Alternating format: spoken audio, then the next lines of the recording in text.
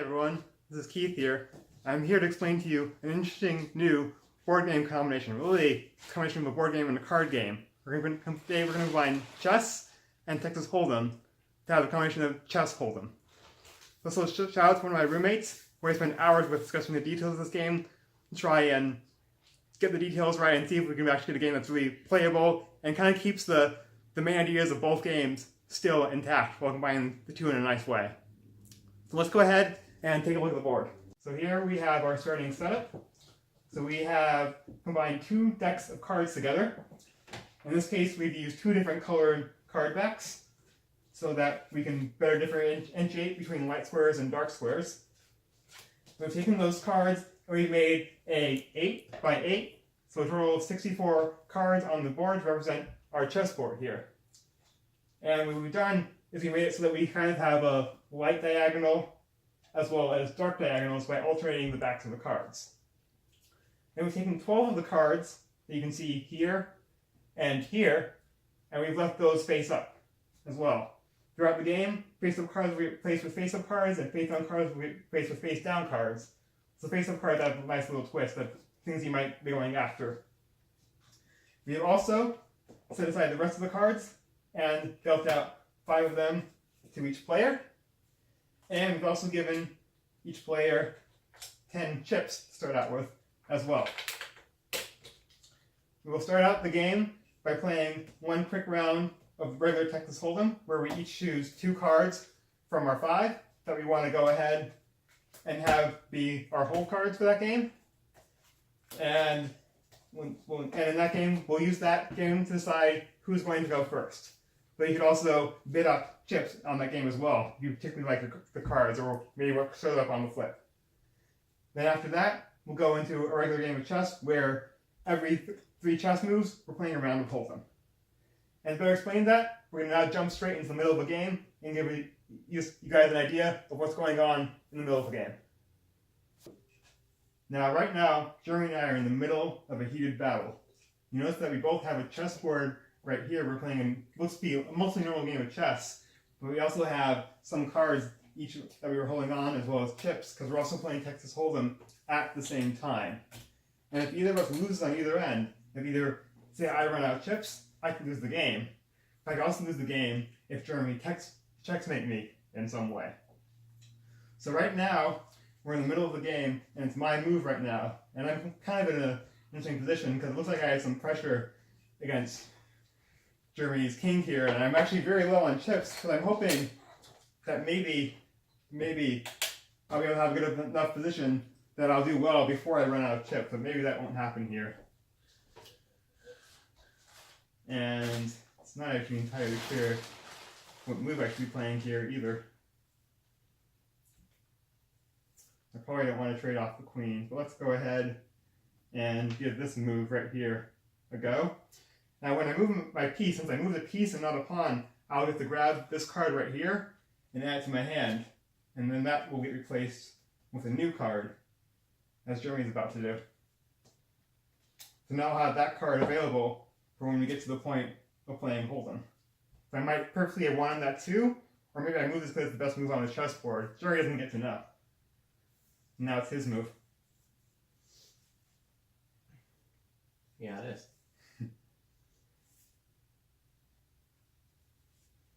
You notice in the setup of the board that I've used 2 different decks of cards in order to try and simulate the dark and light squares, but also that we have 6 cards here and 6 cards here that start and remain face up, so that might give you the incentive to go after certain squares.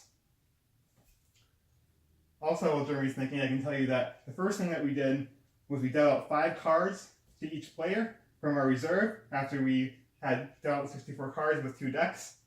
And then we played 1 round of Texas Hold'em to start. Our starting wager on that was see who goes first, but you could bid up that round as well. We both started out with 10 chips, though it's possible that someone might want to raise that or lower that. But that seems to be the best number of chips to start out with based on our playtesting so far. And I'm going to bring my pawn up to here. And then pawns don't get to take any cards. Yep, so Jeremy is just stacking my bishop, he's not grabbing a card. Now I'm about to play my third move since we played around with Hold'em, and every 3 moves that will start us off playing a Hold'em game, or really a Hold'em round, really, of the game. And probably move that bishop. Let's just go ahead and take that pawn. I did not see that move. And just like in normal chess, it's easy to miss things, especially when you're trying to think about 2 things at once. Maybe you go place your piece here to grab a certain card, but that's no good on the board. So in a second here, after Jeremy makes his move, we're going to play a round of Hold'em. So I currently have 5 cards aside here. I hope I'm getting those cards actually in the shot. What I'm going to get to do here, I'm going to choose 2 of these cards to play Hold'em with. Since in a normal game of Texas Hold'em, you only have 2 cards that you're being dealt out. And right now, Jeremy has this blue chip, which means that he's going to be the large blind, while I'm currently little blind. So in the Hold'em round, I'm only going to have to start out betting 1 chip. And the next time we play Hold'em, 3 moves later, I'm going to be the big blind, so I'll have to bet 2, and I'm actually really low right now, so that could be a problem for me.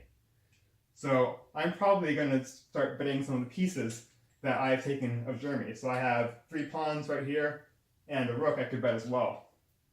These are worth normal values, with the pawn being worth 1 chip, rook being worth 5, bishop and knight are worth 3, and the queen is worth 9. Now obviously you can't bet with the king, because once you're checkmated, you've lost the game. You can't win that.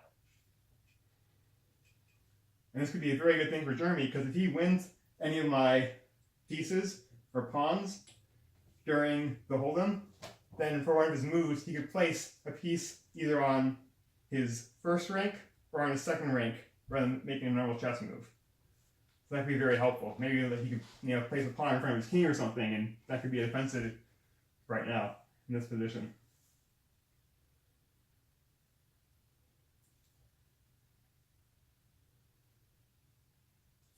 You might notice that Jeremy's taking a little bit of time thinking right now. So if you wanted to, you could also play this game with a chess clock and just have the clock be pressed both during your regular game and also when you're making bets and moves during the Hold'em part of the game as well. I'm going to move here. And then that ends my third turn. Yep. So we go immediately to Texas Hold'em. And since you move the pawn, he does not get a card. Correct. So we each get to choose 2 cards from our hand, play the round of Hold'em with. Jeremy has to bet 2 since he's a large blind. I have to put in 1 just to get started. And I cannot choose just to not play. I have to at least throw in 2 cards if I have them, or 1 card if I have only 1. If I have no cards, I'm just hoping that the 5 that show up right here don't suck, and can allow me just to win based on those, or at least tie, technically.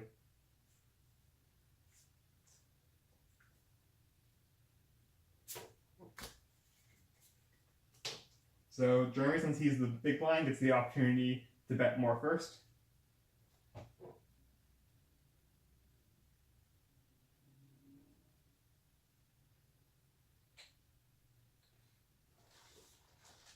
So actually, a part of the game I hadn't realized yet is, so if I go here, you have to meet that with pawns, right? Or Correct. Okay. Or whatever. Yeah. So if I wager my last chip, I'm wagering that I might just lose the game right now. So how much was the rook cost? 5. And then so that's you're counting that as equal, right? So every 1. Yeah, so if you wanted to raise the bet up to 5, I could take out my chip and just put a rook in. Well, then might as well make it interesting. I mean, since you've given me all these chips because of their strategy. Yeah, I'm trying to win on the board and hope I don't lose over here. 8. Let's see, 1, 2, 3, 4. Plus 5 is 9.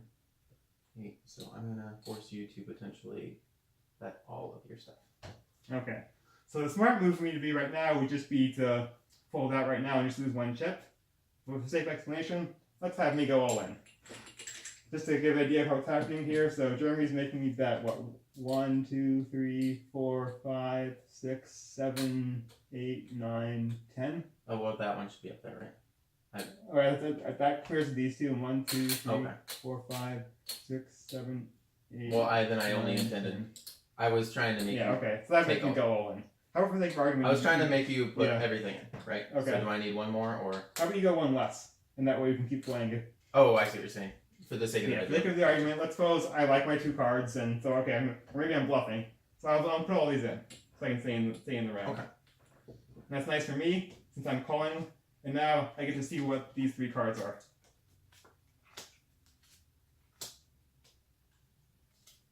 So now, again, Jeremy has the opportunity to raise up again.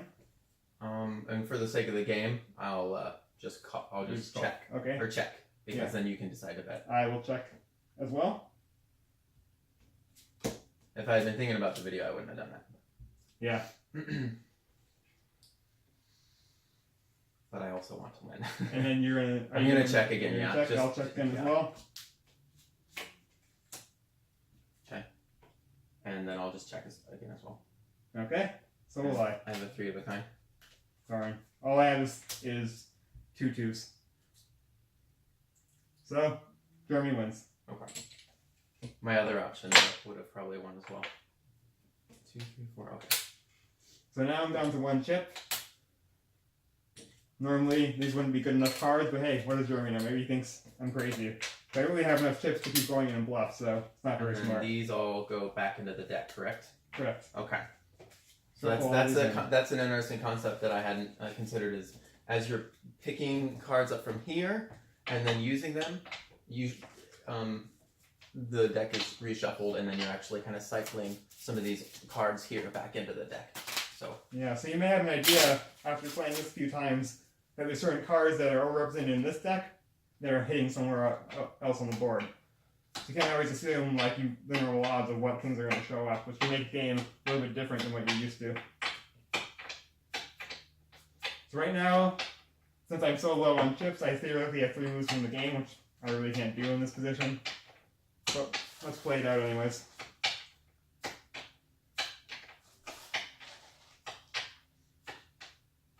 I mean, for the sake of the game, we can just like reorganize. No, you don't need much. We've already explained most of the rules. Okay, that's fair. The one rule we need to explain is there's some sort of stalemate, but I don't see a way to get that on the board right now. Well, maybe we could fake it. So let's say, for the sake of example, because there's one other rule we want to explain, is what would happen if there was some sort of stalemate or draw on the board. Because draws can happen a lot in chess. We don't want to have a draw in this sort of game, so we have to have contingency for that. So let's suppose I played this move right here. And then let's suppose Jeremy then, that's a good example. It's not a great example. Let's suppose Jeremy takes this bishop right here.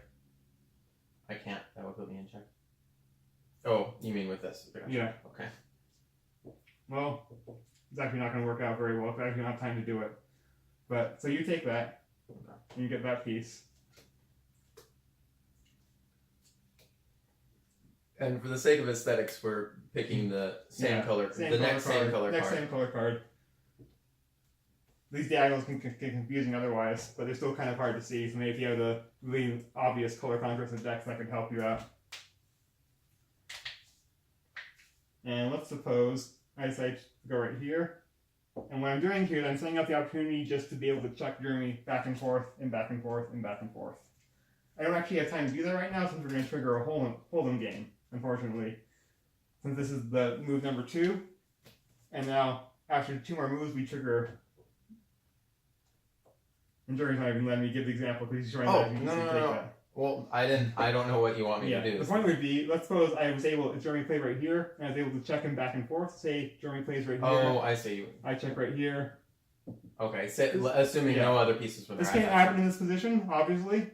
But if something like this were to happen, and we get some sort of stalemate, then the way the game would resolve is that we each get to take the best 5 cards that we have set aside, and compare those, and the highest poker hand will then win the game. Okay. So that just explains what happens during a stalemate. In this actual position, Jeremy would play this intelligent move. But he probably wouldn't have put his queen there ever if I know him at all. Well, and then that would trigger another. He would get this card right here.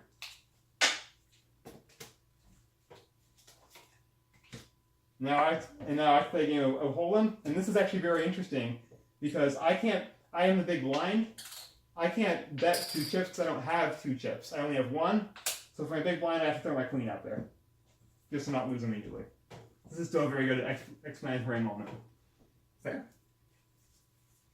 And then I have the 1 out there, right? Yep. Okay. But that still counts as 9? Yes, I'm currently betting 9. So I have no choice. I have no choice but to basically... So it's, in this specific case, it's an automatic call. Or it's an automatic raise? Yeah, I'm automatically raising, so I have no choice. We better say if I just had a bishop, then I won't only you're raising up by 1 extra. Question. And I throw in 2 cards.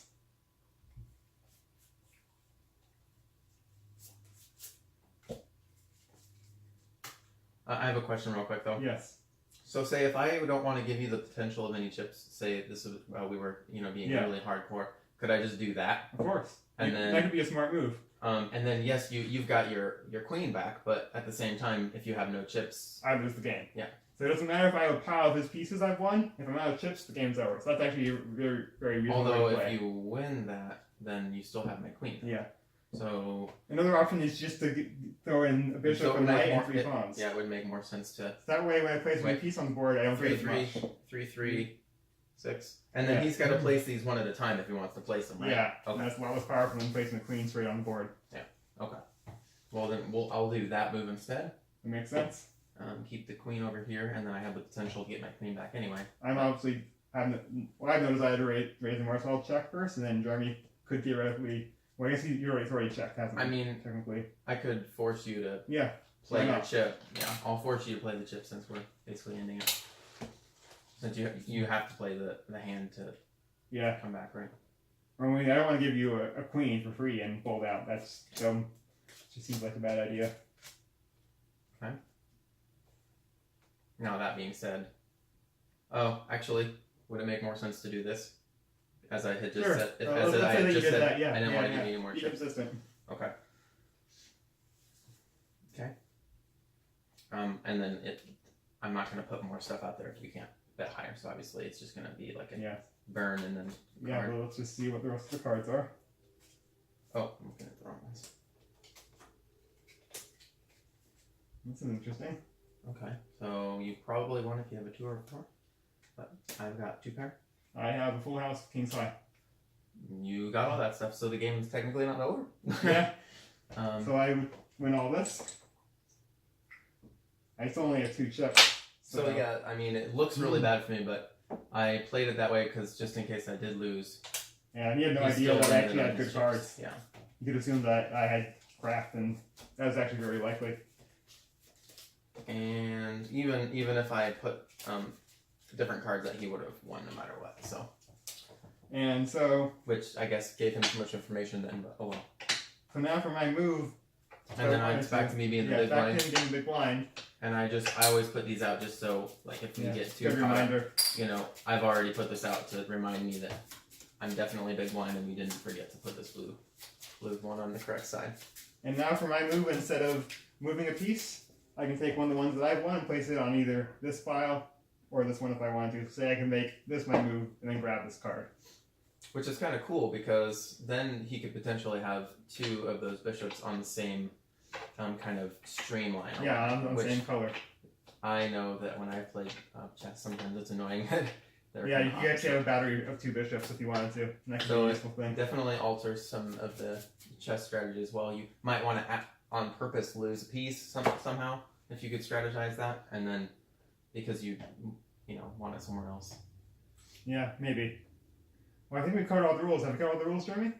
Yeah, I think so. Great. So now that's all the rules. Feel free to ask some questions at the end of the video, and I'll try and also put at the end of the video I'll put down a written list of the rules, so it's a little more clear than us rambling back and forth. Mm-hmm. If you know how to play. And of course, it's beginning stages. He's been playtesting it and trying to see what he can change. But if you guys have any ideas, obviously that'd be cool too. Yeah, and one difference that seems unclear is how many chips to start with. But it looks like 10 chips for each side is a good number. But you can always change that if you wanted to. Thanks for watching.